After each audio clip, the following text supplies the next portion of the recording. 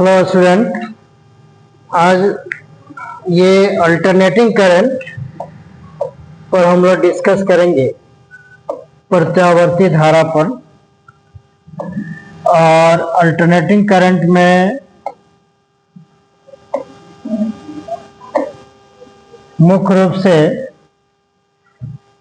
Impedance पर बात किया जाएगा। 12th के स्टूडेंट के लिए है अल्टरनेटिंग करंट, इस पर डिस्कस करना है। प्रत्यावर्ती धारा जिसको एसी भी कहा जाता है। तो ये अल्टरनेटिंग करंट में इसके पहले और सब बात से बता दी गई है। इसमें मुख्य रूप से जो कुछ टॉपिक है उसकी हम बात करते हैं। इसमें है इम्पीडेंस। What is impedance? तो इम्पीडेंस जो है एक तरह से देखा जाए तो रेसिस्टेंस का ही काम करता है एसी सर्किट में। और एसी सर्किट में जो रेसिस्टर होता है, कैपेसिटर होता है, इंडक्टर होता है, प्रतिरोध, संधारित्र, प्रेरक, उसको जो उसमें जोड़ा जाता है और उसको सर्किट के साथ कनेक्ट करते हैं और उसका जो रेसिस्टेंस प्राप्त होता है, टोटल रेसिस्टेंस, वही इम्पीडेंस होता है। डिफिनीशन यहाँ पर है। इम्पीडेंस का हिंदी क्या होता है? प्रतिबाधा। इम्पीडेंस का हिंदी होता है प्रतिबाधा और इसको जेड से डिनोट किया जाता है। डिफिनीशन है कि the total resistance of AC circuit is called impedance. यानी एसी परिपथ का कुल प्रतिरोध, एसी परिपथ का कुल प्रतिरोध इम्पीडेंस कहलाता है। It is generally denoted by symbol Z. इसको सामान्यतः जेड से सूचित किया जाता है। तो एक तरह से इसमें देखें तो इसका हिंदी अगर हम लिखें तो लिख सकते हैं कि एसी परिपथ में, एसी परिपथ का कुल प्रतिरोध, एसी परिपथ का कुल प्रतिरोध प्रतिबाधा कहलाता है। प्रतिबाधा कहलाता है। इसे सामान्यतः जेड से सूचित किया जाता है। लिख सकते हैं कि इसे जनरली माने क्या होगा? सामान्यतः। लिख लीजिएगा हिंदी। इसे सामान्यतः जेड से सूचित किया जाता है। फिर आगे की बात करते हैं। इसमें अब है कि जब हम इम्पीडेंस की बात जब करेंगे तो उस इम्पीडेंस में ये जो रिलेशन होगा पीक करंट और पीक ईएमएफ के बीच का रिलेशन, ये I not equal to EMF not by Z होता है। The relation between peak current and peak EMF जो होगा ये होगा EMF not is I not equal to EMF not by Z. Z का मतलब क्या है? इम्पीडेंस है। तो जिस तरह से हम लोग करंट पढ़े थे, ये I is equal to EMF by R. तो ईएमएफ के बदले तो ईएमएफ है और आर के बदले यहाँ जेड का काम कर रहा है। जेड जो है इम्पीडेंस का काम कर रहा है। जो एसी परिपथ में, एसी सर्किट में जो इम्पीडेंस लिया, जो रेसिस्टेंस लिया जाएगा, वही रेसिस्टेंस, टोटल रेसिस्टेंस जो इम्पीडेंस का काम करता है। तो ये रिलेशन हो गया peak current equal to peak EMF by z. तो वही चीज लिखा गया है कि relation between peak current and peak EMF is I not equal to EMF not by R. अब इसके बाद हम लोग पढ़े हैं कि simple AC circuit. Simple AC circuit में प्योरली रेसिस्टिव सर्किट होता है जिसमें रेसिस्टेंस केवल कनेक्टेड होता है एसी सोर्स से। फिर प्योरली कैपेसिटिव सर्किट होता है जिसमें कैपेसिटर जो है एसी सोर्स से कनेक्टेड होता है, जुड़ा हुआ होता है। फिर प्योरली इंडक्टिव सर्किट होता है जो एसी सोर्स से प्योरली इंडक्टर जुड़ा हुआ होता है। तो यहाँ पर फॉर प्योरली रेसिस्टिव सर्किट, यहाँ Z के बदले क्या लिखा जाएगा, R। अगर हम प्योरली रेसिस्टिव सर्किट ले लें जिसमें केवल रेसिस्टेंस और AC सोर्स के साथ, तो उसमें Z का वैल्यू कितना होगा, R। अगर फिर फॉर उसी तरह similarly for purely capacitive circuit जिसमें केवल कैपेसिटर कनेक्टेड हो, तो उसके लिए ये इम्पीडेंस का value Z equal to 1 by क्या लिखेंगे, ओमेगा C। फिर इसके बाद अगर हम बात करें यहाँ पर फॉर प्योरली इंडक्टिव सर्किट, यानी जो सर्किट है केवल उसमें प्रेरक जुड़ा हुआ हो, तो उसके लिए impedance Z equal to omega L होता है। तो इस तरह से ये जो इम्पीडेंस है ये टोटल रेसिस्टेंस एक AC परिपथ में कहलाता है। और बता भी दिए कि अगर केवल कैपेसिटर कनेक्टेड हो तो कितना होगा, केवल इंडक्टर कनेक्टेड हो तो कितना होगा, केवल रेसिस्टर कनेक्टेड हो तो कितना होगा। अब है नया point, phase factor. Phase factor जिसका हिंदी होता है काला कारक, ये क्या है? तो हम जानते हैं कि इन AC सर्किट, ये AC सोर्स है, this is AC source, AC voltage, EMF equal to EMF not sine omega t. ये AC वोल्टेज है। जब AC वोल्टेज है, AC सोर्स है, तो उससे करंट जब मिलता है equal to I not sine omega T plus five. तो यहाँ भी ओमेगा टी है और यहाँ भी ओमेगा टी है, दोनों तो मिलता जुलता है, बट यहाँ एक फाई जो कांस्टेंट दिख रहा है, ये फाई कांस्टेंट है, यहाँ पर फेज फैक्टर कहलाता है। दोनों के बीच का जो फेज डिफरेंस की बात करें तो ये तो फाई है, बट यहाँ कांस्टेंट का काम जो कर रहा है इसको फेज फैक्टर कहा जाता है।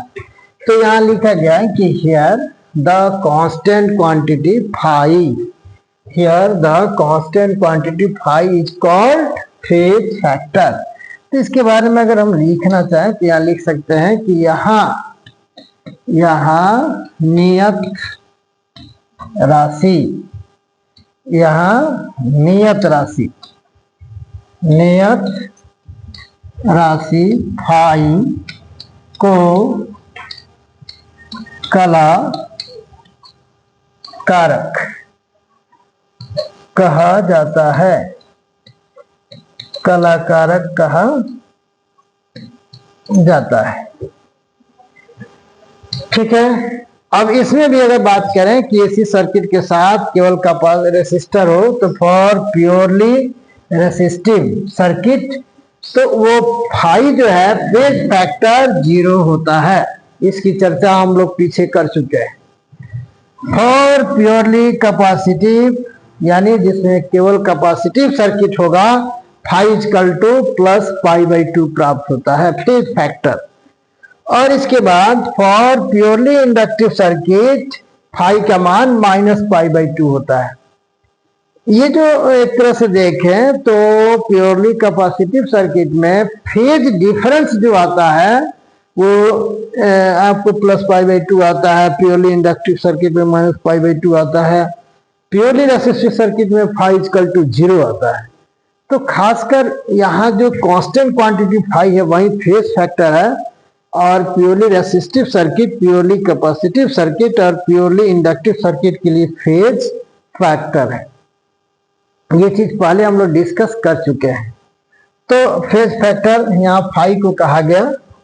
तीसरा पॉइंट है vector method to find current in an AC circuit, मतलब AC परिपथ में धारा प्राप्त करने के लिए सदिश विधि। अब क्या है, तो इन एन AC सर्किट में अगर करंट प्राप्त करना है तो इसके लिए एक वेक्टर मेथड होता है। और वेक्टर मेथड क्या है उसकी बात हम करें तो इसमें हम जानते हैं AC सर्किट में ये EMF equal to EMF not sine omega T AC source है, current I equal to EMF not by Z sine omega T plus five. ये जो EMF नॉट बाई जो Z आप देख रहे हैं, ये Z जो है ये आपको इम्पीडेंस है और टोटल रेसिस्टेंस इन सर्किट में काम कर रहा है। और एक सर्किट में जो टोटल रेसिस्टेंस होता है, कुल रेसिस्टेंस होता है, उसका काम कर रहा है sign omega T plus five. Five की चर्चा हम अभी कर चुके हैं कि फेज फैक्टर है। Z impedance of AC circuit है। तो यहाँ जेड का जो वैल्यू है, ये जेड के वैल्यू के बारे में जो प्योरली रेसिस्टिव होगा, प्योरली कैपेसिटिव होगा, प्योरली इंडक्टिव होगा, अगर सिंगल सिंगल रहता है तो जेड का मान तो हम पता कर चुके हैं कि वो जेड का मान आर होगा, जेड का मान 1/ओमेगा c होगा, जेड का मान ओमेगा एल होगा। बट इसको अगर कॉम्प्लेक्स एसी सर्किट लेते हैं, यानी एक साथ कैपेसिटर, रेसिस्टर, इंडक्टर कनेक्टेड होता है, तो वहां पर नेट रेसिस्टेंस, नेट ये देखा जाए तो रिएक्टेंस प्राप्त करना होगा, नेट टोटल रेसिस्टेंस प्राप्त करना होगा।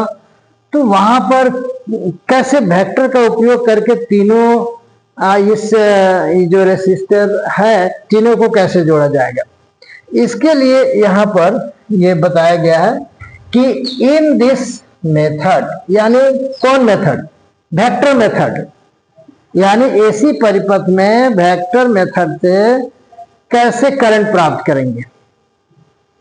तो ये इन दिस मेथड रेसिस्टेंस जो है आर, इसको पॉजिटिव एक्स एक्सिस के अलॉन्ग लिया जाएगा वेक्टर के मैग्नीट्यूड के रूप में। आगे फिगर बनाया बताते हैं।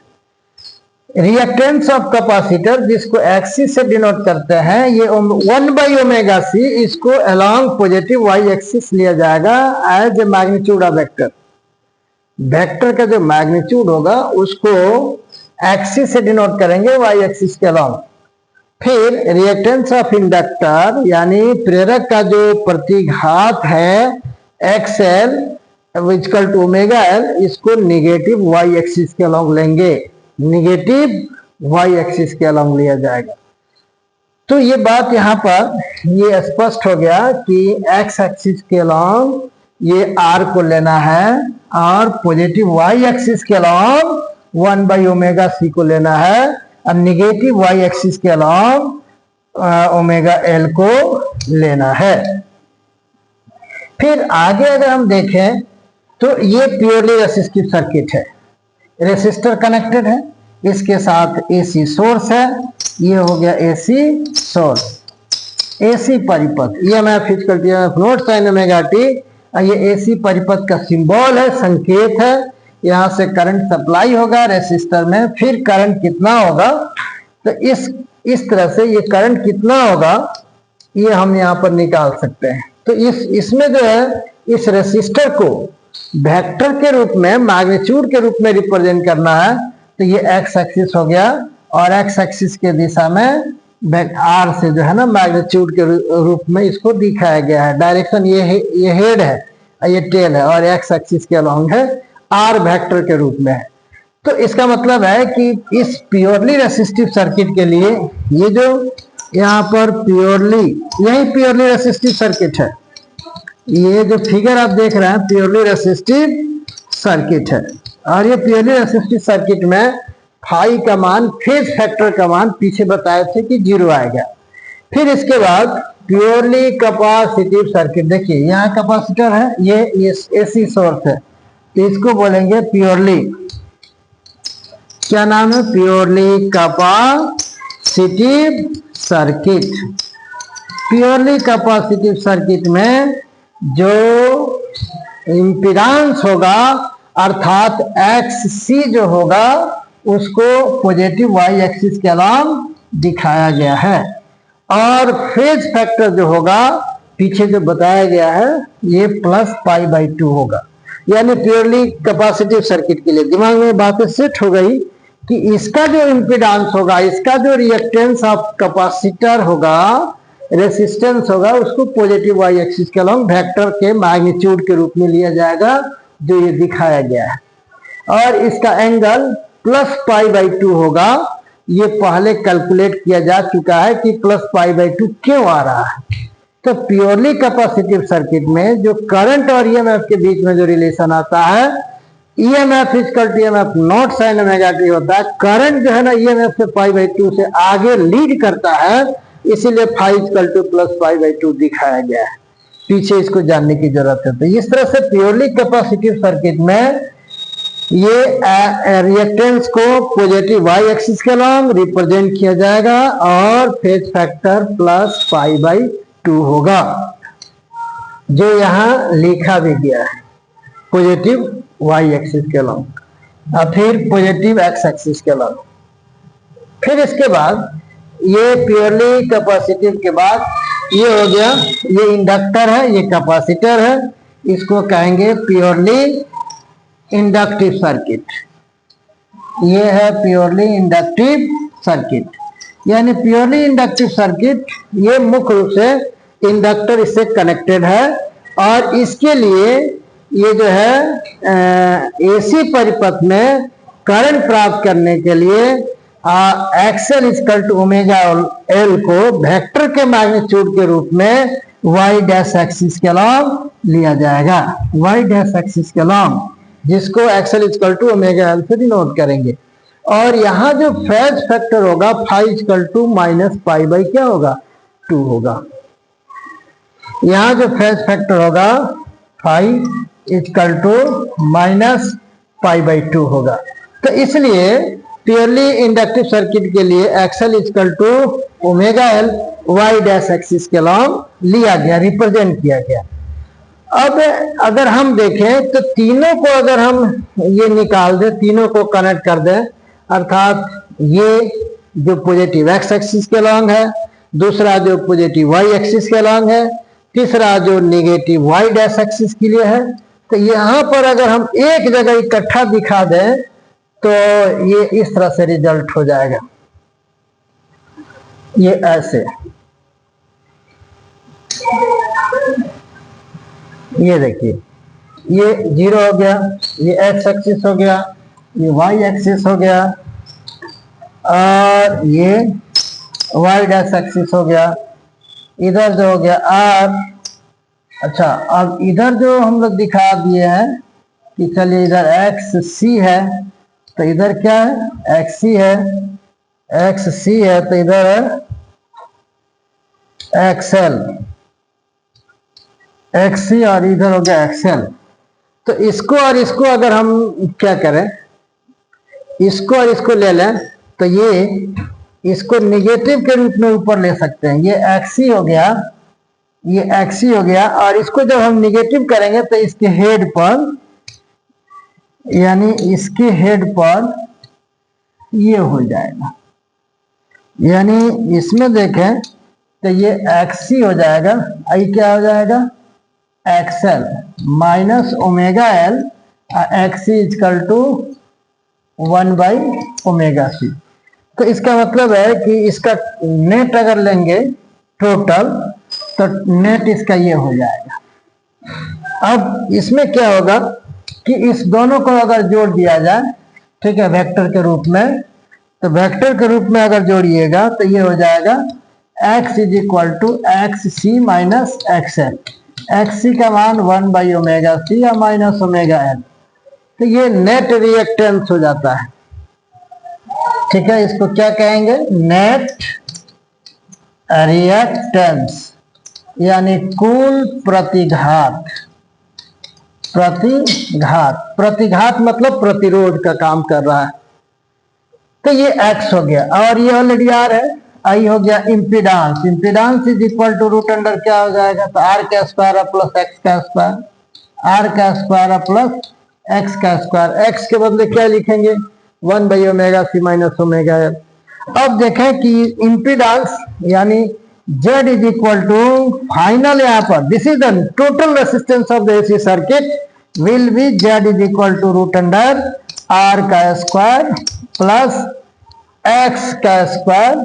तो इस X के बदले क्या रखेंगे 1/ओमेगा-c minus omega L, means Z is equal to root under R square plus 1/ओमेगा-c माइनस ओमेगा एल का होल स्क्वायर। तो इस तरह से ये इम्पीडांस यहाँ पर प्राप्त हो गया। तो ये जो इम्पीडांस प्राप्त हो गया, अब क्या करना है कि यहाँ पे ये हम निकालेंगे डायरेक्शन ऑफ द इम्पीडांस। तो it will be angle beta. आप जानते हैं कि कोई भी वेक्टर का रिजल्टेंट होता है तो उसके साथ उसका डायरेक्शन भी निकालते हैं। तो एक तरह से देखें तो डायरेक्शन की बात अगर हम करें, direction of Z, vector method में हम लोग पढ़े इसको, तो डायरेक्शन ऑफ जेड का मतलब है कि tan बीटा की अगर आप बात करेंगे तो नेट रिएक्टेंस यानी x बाई क्या होगा r। फिगर में देखिए tan beta equal to x by r। तो इसका मतलब क्या है, tan बीटा यानी इसमें क्या होगा, x के बदले 1 by omega c minus omega L by क्या होगा r। फिर आगे हम देखें तो यहाँ बीटा इजकल टू आप निकाल सकते हैं, ये बीटा का वैल्यू अगर आप निकालना चाहे तो निकाल सकते हैं। Beta is equal to tan inverse 1 by omega c minus omega L divided by r। This will be direction of resultant resistance that is impedance. तो इस तरह से ये vector method to find in AC circuit प्राप्त हुआ। Phase factor हम लोग पढ़े, इम्पीडेंस पढ़े, ये बहुत ही इंपॉर्टेंट है करंट प्राप्त करने के लिए एसी सर्किट में फेज डिफरेंस और पाथ डिफरेंस के बीच के रिलेशन को निकालने के लिए। ठीक है, तो फिर अगले वीडियो में आगे की फिर जो है ना लेक्चर होगा। Thank you.